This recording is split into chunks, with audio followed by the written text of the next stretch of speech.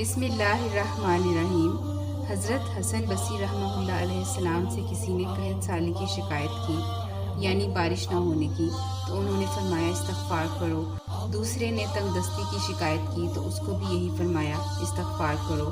تیسرے آدمی نے اولاد نہ ہونے کی شکایت کی تو اس کو بھی فرمایا کہ استغفار کرو۔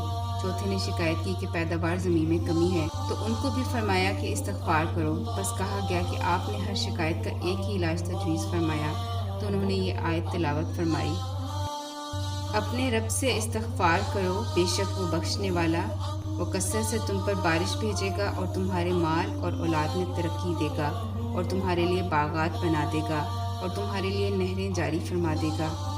یعنی استغفار پر اللہ تعالیٰ نے جن جن انعامات کو اوپر والی آیت میں ذکر فرمایا ہے تو ان چاروں اشخاص کو انہی کی حاجت درپیش تھی، لہٰذا حضرت حسن بصری رحمہ اللہ علیہ نے سب کو استغفار ہی کی تلقین فرمائی۔